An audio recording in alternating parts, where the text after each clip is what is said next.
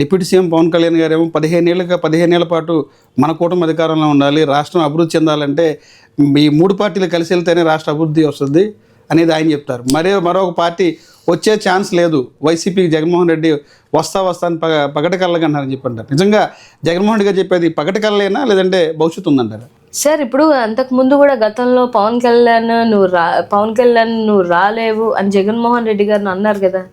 2019లో వచ్చారు కదా, 151 వచ్చారా లేదా?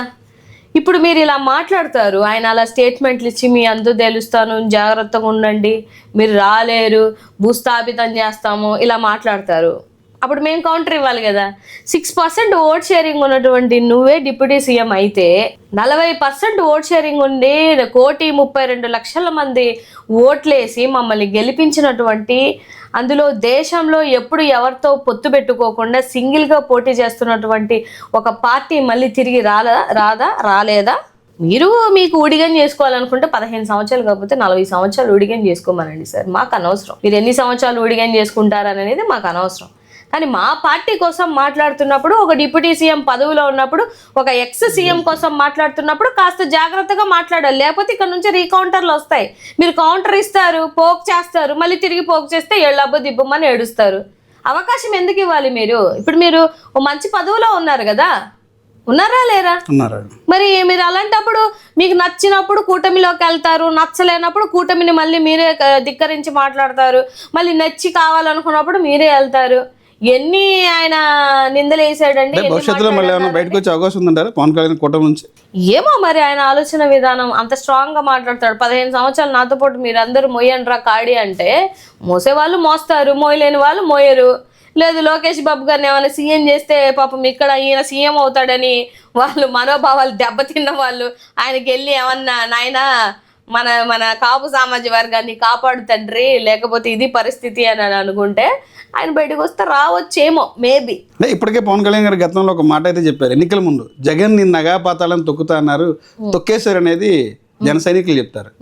మళ్ళా వచ్చే పరిస్థితి లేదు. 151 నుంచి 11కి మిమ్మల్ని అక్కడ కూర్చోబెట్టాము, భవిష్యత్తులో 11 పక్కన సింగిల్ డిజిట్ కి పరిమితం చేస్తారు పవన్ కళ్యాణ్ అనేది పదే చెప్తారు. నిజంగా వైసీపీకి 11 నుంచి సింగిల్ డిజిట్ వస్తుంది కళలు కనమనండి, ప్రాబ్లం ఏం లేదు.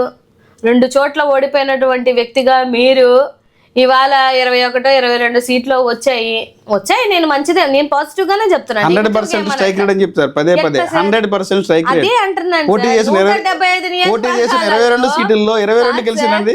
100 మార్కులకి రాయమంటే ప్రశ్నాపత్రంలో నేను 22కే రాస్తాను. నేను అసలు మామూలుగా 22 అనేది పాస్ మార్కు కాదు. 175లో పాస్ మార్క్ ఎంత అండి?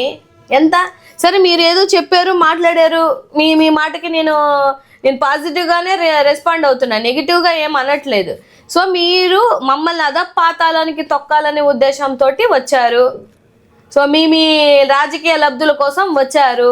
మీరు ప్రజల పక్షాన పోరాడడానికి కాదనమాట అయితే. ఎందుకంటే ఇప్పుడు వరకు ఆయన ఎక్కడన్నా చూసారా? ఏ కస్టమర్ వస్తే ఎప్పుడన్నా వెళ్ళడం చూసారా? ఆయన తన సొంత నిధులతో ప్రజలకు సేవ చేస్తామని ఎక్కడ సొంత నిధులు? ఏం నిధులు తీశారు సార్? ఏం నిధులు తీశారు? రైతులకు చెక్కులు పంపిణీ చేశారంట, పేదవారికి ఇది చేశారని చెప్తున్నారు. ఏజెన్సీ ఏరియాలో కూడా సార్ అది ఎన్ఆర్ఐ ఫండ్ 1500 కోట్లు ఎంతో వాళ్ళ అకౌంట్ లో పెడితే దానికి లెక్క జమ చెప్పుకోవడం చేతగాక ఏ జిఎస్టీలు ఏవి పే చేయకుండా ఉంటే దాన్ని ఏదో ఒక విధంగా ఒక ఎన్జిఓ యాక్టివిటీ కింద తీర్చిదిద్దారు. ఫ్రాంక్ గా మాట్లాడాలి అని అంటే తెలుస్తుంది. తీయమనండి సార్, చెక్ చేయమనండి. ఏ అకౌంట్లో వచ్చి ఎంత డబ్బు పడిందో ఒకసారి తీయమనండి. తీస్తే తెలుస్తుంది. దానికి ఏదో ఒక సోషల్ సర్వీస్ యాక్టివిటీ ఏదో ఒకటి చేయాలని చెప్పి 50,000 ఎంతో ఇచ్చినట్టు ఉన్నారు కదా. ఒక చోట వెళ్ళేమో చెప్పులు పెంచారు. చాలా పెద్ద అంటే ఆ ప్రాంతంలో ఏజెన్సీ ఏరియాలో చెప్పులు కూడా లేని పరిస్థితులు, చెప్పులు అంటే తెలియని పరిస్థితి. అయ్యో మరి నిజమే సార్. ఈయన వెళ్ళి చెప్పేదాకా చెప్పులు పాపం లేదు. అడేదో రోడ్లు ఇస్తాను, అది ఇస్తాను, ఇది ఇస్తానని బోల్డ్ ప్రామిసులు చేశారు. మళ్ళీ అటు కన్ను వైపు ఎత్తి చూసిందే లేదు. ఓ సార్, ఇంతకన్నా డబలే చేశాడు సార్ జగన్మోహన్ రెడ్డి గారు. డబల్ ఏంది అసలు, కంపారిజన్ లేదు. నువ్వు చెప్పులు ఇచ్చావు, కానీ అక్కడ ఉద్దానం లాంటిది తీసుకొని వచ్చారు. అక్కడ ఒక ప్రభుత్వ మెడికల్ కాలేజ్ తీసుకొని వచ్చారు.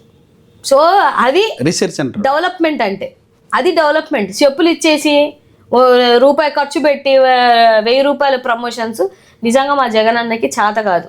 ఆయన చెప్పింది చేసుకోలేకనే మేము ఓడిపోవడానికి వన్ ఆఫ్ ద రీజన్ తప్పితే నువ్వు మమ్మల్ని వచ్చి అదపాతాలో నీకు తొక్కేస్తాము ఎందుకు? నీ నియోజకవర్గంలో ప్రజలకి బోళ్ళు జరుగుతున్నాయి అక్కడ, ముందు అది చూడమనండి చాలు కానీ.